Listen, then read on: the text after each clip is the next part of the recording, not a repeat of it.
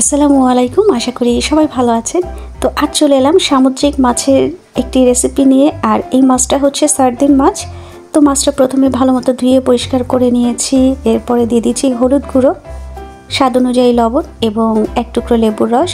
আর মাছটা কিন্তু ধুয়ে বেশ ভালো মতো করে পানি ঝরিয়ে নিতে হবে। একটি চালনির মধ্যে রেখে দিলেই পানি অটোই ঝরে যাবে।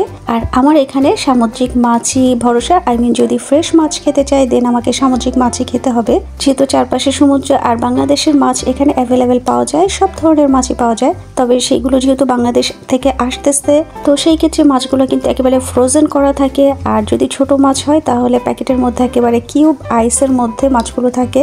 তো ওগুলো আমার কাছে দেখতে ভালো লাগে না, তার চেয়ে বড় কথা খেতেও আমার কাছে অত বেশি ভালো লাগে না। তো ফ্রেশ মাছ খেতে হলে আমাকে সামুদ্রিক মাছই খেতে হবে। তো এইভাবে মাছের মধ্যে হলুদ গুঁড়ো, লবণ এবং লেবু মাখিয়ে 10 মিনিট রেখে দিলাম। এবার ফ্রাই প্যান বসিয়ে দিলাম, দিয়ে দিলাম তেল। আর তেলের পরিমাণটা কিন্তু এখানে একটু বেশিই দিতে হবে, যেহেতু মাছটা আমি ক্রিস্পি করে ভাজবো। আর এই মাছটা কিন্তু বেশ নরম হয়, তো মিডিয়াম হাই আছে মাছটা ভাজতে হবে। নদীর মাছ সব সময় কিন্তু আলাদা ধরনের মজা হয়, মিষ্টি টাইপের মাছ হয়। তো সেই ক্ষেত্রে কিন্তু ওই মাছ ভাজার সময় খুব বেশি প্রসেসড করা লাগে না, ওখানে শুধু হলুদ এবং লবণ দিয়ে মাছটা ভেজে নিলেই হয়। তো সামুদ্রিক মাছ যখন খেতে হয় তখন কিন্তু একটু প্রসেসড করে খেতে হয়। তো এইভাবে আমি মাছটা কিছুক্ষণ ভেজে এবার মাছটা আলতো করে উল্টে দিচ্ছি। মাছ ভাজার সময় খুব আলতো করে এটা উল্টাতে হবে, আদারওয়াইজ কিন্তু ভেঙে যাবে। তারপরেও মাছটা কিছুটা ভেঙে গিয়ে কাটা বের হয়ে গেছে। তো আমি মাছগুলো ক্রিস্পি করে ভেজে এবার একটি প্লেটে তুলে রাখছি এবং ওই তেলের মধ্যে আরও কিছুটা তেল দিয়ে দিচ্ছি এবং দিয়ে দিচ্ছি বেশ কিছু পেঁয়াজ কুচি।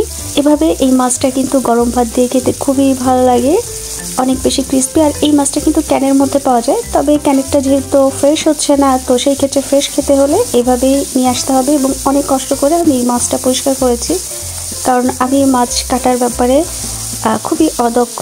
তো পেঁয়াজগুলো কিন্তু তেলের মধ্যে বেশ ভালো মতো করে ভেজে নিতে হবে। তো পেঁয়াজ ভাজার মধ্যে কিছুটা হলুদ গুঁড়ো দিয়ে দিচ্ছি এবং খুব সামান্য মরিচ গুঁড়ো দিয়ে দিচ্ছি ঝালের জন্য, এবং দিয়ে দিচ্ছি স্বাদ অনুযায়ী লবণ। এবার এখানে কোনো পানি অ্যাড করব না। এবার এই পেঁয়াজটা এই হলুদ মরিচ লবণ সহ ভেজে নিতে হবে। আর এই সময় চুলার আঁচও মিডিয়াম লো থাকবে। তো একেবারে ক্রিস্পি করে ভাজা হয়ে গেছে। এবার ক্রিস্পি করে ভেজে রাখা মাছগুলো দিয়ে দিচ্ছি এবং চুলার আঁচ অফ করে দিচ্ছি। এবার সব কিছু মিলিয়ে নিচ্ছি। তো রেডি হয়ে গেল ক্রিস্পি এবং কিছুটা স্পাইসি মজাদার সামুদ্রিক মাছ ফ্রাই। সো এই ছিল আজকের আমার রেসিপি। সো ভালো থাকবেন সবাই, অ্যান্ড আল্লাহ হাফেজ, আসসালামু আলাইকুম।